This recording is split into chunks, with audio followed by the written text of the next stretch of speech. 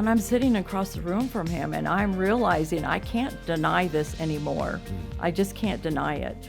And it was hard to admit. It was less hard to admit that he was an abuser. It was more difficult to admit I was being abused.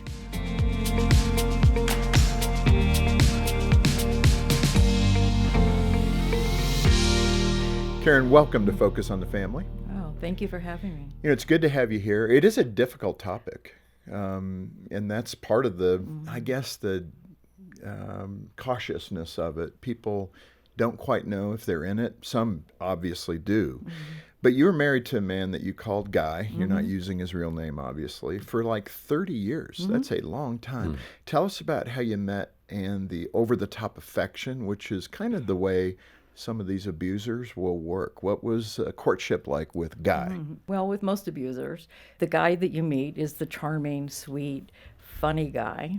And he was over the top. He was at the end of his tour in the Marine Corps, and a friend introduced us, and we dated because I had nothing better to do for the summer, so we dated. But it was over to the top. And You said like he love bombed you. Oh, What is that? yes, but I didn't know that's what it was. That's a because term that people use. we use that now. It's where you're kind and you're sweet and you're funny. And he was the boy next door. Everybody loved him. Let me ask you, how long after your wedding did Guy kind of change? That this romantic, great listener, good person, all of a sudden, whoa, who is this? Well, I thought it was slow. However, once I left and came and was with my family again, my brother let me know one time, hey, we saw him change immediately. But when you're in it, you don't see it. You don't know that's what's happening, because on my end, it was slow. And there was no physical violence. Physical violence wasn't his go-to. It was verbal and emotional and psychological. He only used physical violence when it served a purpose, in which was not that often. Yeah. Well, again, you were married 30 years. And I think, thinking about that, the shame and guilt factor that comes with all of this, you process it as, what am I doing wrong, as opposed to what is he doing wrong. How did you, I guess, what did that feel like in the early years? And then how did that get arrested? Meaning, how did you get a better objective sense of what's really happening here? They make you responsible. Like, it wasn't that I took it on and went, oh, this is all my fault. But over time, he kept putting things back on me and would tell me it was my fault, and I started to believe it. Right. When, I don't know. There's not a time that I can point to say, oh, this is the day. But most women take it on, and the message that we get often as women, try harder, do more, forgive more, turn the other cheek. Well, I'm not enough. Yes, and in whatever way. And they make you feel like you're not enough. Like, it's constantly of a destroying of your identity, of they pick out your most vulnerable places and exploit them. Yeah. Let me ask you this. Explain how abusers can actually trigger compassion in their victims and kind of keep them on that hook. One of the almost a requirement of every abuser, and I use that word versus narcissistic. I use abuser because that's what they are, but they love women with empathy, because you are going to think, oh, I want back the man that I married. What they don't know, that the man that they married never existed. What they did is he took off his mask, but you believe you want back that man. And so you think as a Christian that if I pray more and if I can do more, that he will come back. And that empathy kicks in because we want to help people that are broken. And it's so hard to describe how they do it, because it's deception. And deception is like having a film over your glasses. You can't really see clearly. A common question, this even sounds insensitive, so I don't want to say it that way, but a lot of people say, why do victims stay in those relationships? And I don't know if some of it is, to your point, like a bent, a temperament that we all possess. Like you mentioned, somebody who really is empathetic and wants to help has a, the old breakdown, the golden retriever kind of heart. Someone who is there for you, almost to the point of no matter how you treat them, they're there for you. So I think that plays into that a bit. But for that person that's a little more hardcore, always picking on the engineers, but that person that sees life black and white, they're going, why? Okay, why would that person stay in that relationship? Oh, yeah, yeah. I heard that often. I would never. I'm really strong. I would never. Right. And I said, that's what we all said. That's what we all said. And I know this question is very insensitive. It's a horrible question to ask. Why did you stay? However, it's an opportunity that oftentimes in Christianity we don't know we can go. Because we hear God hates divorce, that marriage is the ultimate goal, and so we can't violate that. So I honestly didn't know I could go. And by the time I left, I didn't even care that God was mad at me. Be mad at me. I am not putting up with this man anymore. Yeah. If I can, let's dig into that a little bit, because again, you've differentiated between different abuses, like physical abuse, and then you have emotional abuse, verbal abuse, those kinds of things. But certainly in the context of physical abuse, I mean, you've got to get yourself to a place of safety, especially if there's children involved as well. And that's something here at Focus we want you to know, that's plan A. You've got to get to a place of safety. But in that verbal abuse context, where you start laying on, the importance of enduring it because you're a Christian, and this is the spouse I married, and so this is what I get, and Lord, teach me what you want to. You hear the way I'm going here. How's a healthy Christian processing of this to get to a better place if you do have that abusive spouse? It's an interesting question, and it has so many dimensions to it, because the majority of marriages are not physically abusive. I talk to women every day. He never hits me, that they'll lead with that. He's never hit me. But he does this. He's verbally abusive. It's violence with your words. It's just, our words bring life and death. That's what the scripture says. And when someone never physically harms you, but constantly controls you, whether you sleep in their bed, whether you get to eat dinner, or whether you get to drive their car, or isolate you, or all of these little things, they go silent. They don't talk to you for days. You don't understand what's happening. And so you don't know that it's even abusive until you say it out loud to somebody, and they're like, that's not normal in a marriage. So it's almost like a fog. Oh, it is. I mean, and you're trying to discern, is this true? Is that true? And Karen, as you're speaking, I'm just thinking that there's kind of a scale. And the challenge probably is figuring out, well, when does it become abusive? How do you know? Like a scale of 1 to 10? Yeah. I mean, if he crosses this boundary, it's abuse. Or if she does that, that's abuse. There's no scale. If we believe just because someone can look good, like you meet somebody, and they're nice and they're charming and it seem like a happy family, because we look like the happy family, but nobody knows what goes on behind closed doors. And so when she comes out and says something, it's hard for people to imagine this person that they know could ever be that way, because they've never seen it. Yeah, but it's been normal for the victim, But right? it's normal, and honestly, it happens once. If it's a repeat, and usually it is. Now, there are times, Tom and I have been married, coming up on 15 years. We've had the last year and a half, 2 years have been hard in our marriage. We're doing fine. That's your second husband. Second husband. And we've had some really hard and challenging times, but we've come through it together. We've had to work through it. There's a difference when a marriage is hard and difficult because he's controlling and determines what you wear and when you wear it, and controls all the finances, and would rather have you be at home, which is not a bad thing. I mean, it's what we want. We want to raise our kids, and we want to be at home with them. But for some, that's a way of isolation because you're not going to interact with people that you could share what's going on in your marriage. Yeah, very different setting. I mean, I'm thinking of that manipulation. When you talk about, great constructs in marriage, when you have children, yeah, it's wonderful for a parent to be there, to be with the kids. Somebody has to do the breadwinning, and those kinds of traditional things in a healthy, loving home are terrific. And in fact, all the social science supports that. I mean, the healthiest children generally come from those kind of loving, intact homes. And that's a good thing. But when that person, that spouse is manipulative, is domineering, all the kind of underbelly of unhealthiness, that's when you have to kind of understand what's happening. 30 years in, there's a turning point. You're going through a Christian magazine, I think, if I understand the story correctly, and an article caught your attention.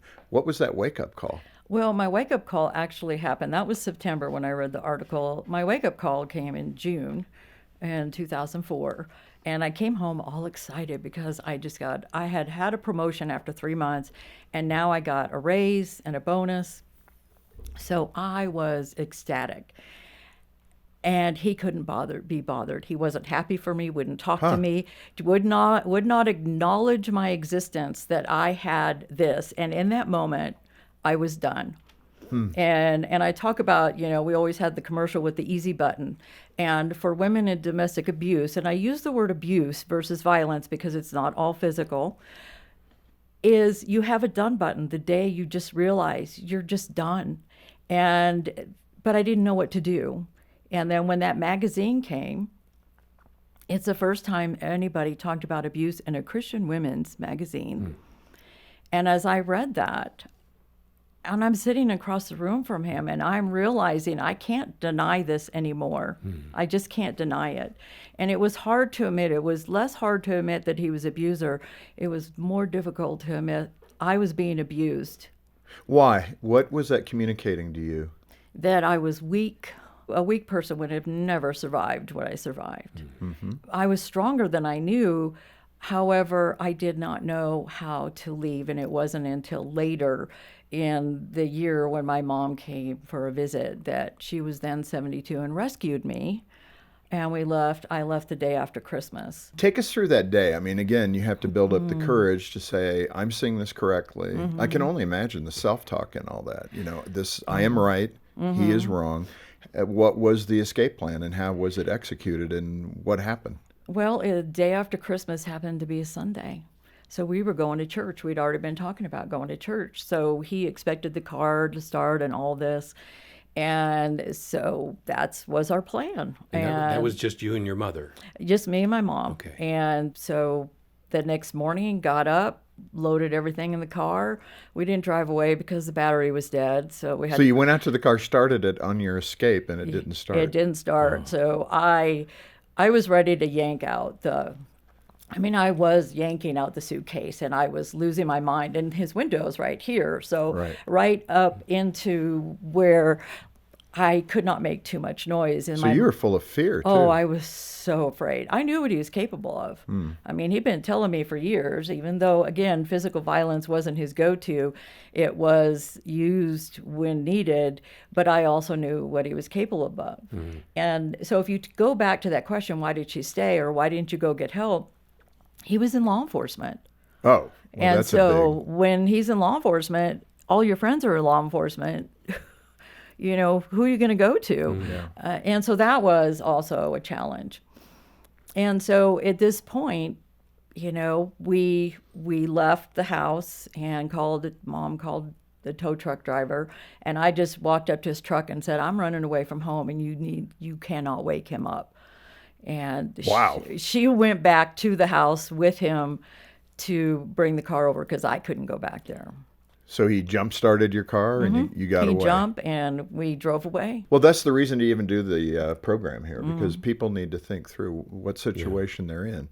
The other side of this can be someone who's going through this too quickly. Like you said earlier with your second husband, Tom, there are just marital difficulties you fight through, and you fight for each other, etc. So you've got to really take a healthy assessment of what we're dealing with here. and make sure that you are accurate, that you are being abused. And that's where that, if I could say, double clutching probably occurs, right? Am I really in that spot? Yeah, but even through all the hard, Tom didn't try to destroy me. Correct. He didn't tear me down. He didn't try to control me. And he didn't, make fun of me or pull at my vulnerabilities. Consistently all the time. He did not do that. As a matter of fact, a couple years ago, he came out of his office and he goes, I just realized that what I did when we were dating is what abusers do. And I had to pause on that for a second. And I said, no, actually, they mimic you. They mimic authenticity and genuineness and character. And because Tom did kind of do some of the things that my ex did, except Tom was just genuine. He's a good listener. He loves people. He's an honest man. He's full of integrity Right. and So there's character. margin there for not being perfect. There's margin there, absolutely, because he's not perfect. Neither am I, thank goodness.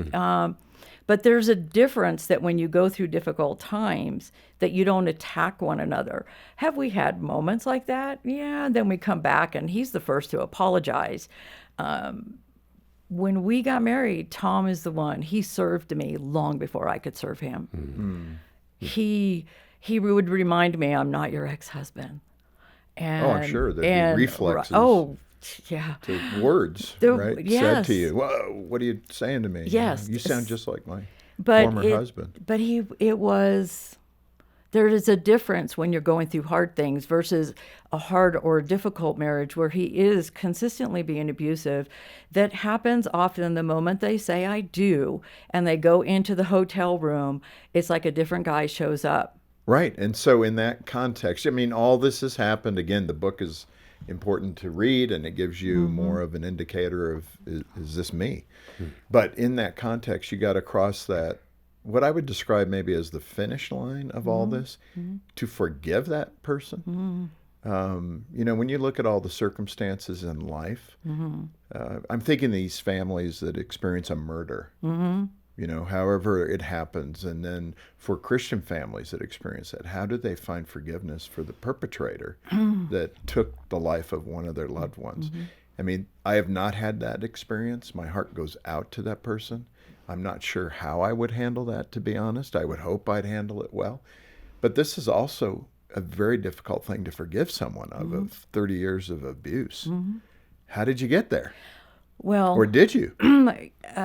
there's a couple different answers to that. Number one, when I first came out, because I was being a good Christian girl, I thought I was supposed to forgive, and I did. And I realized later I didn't.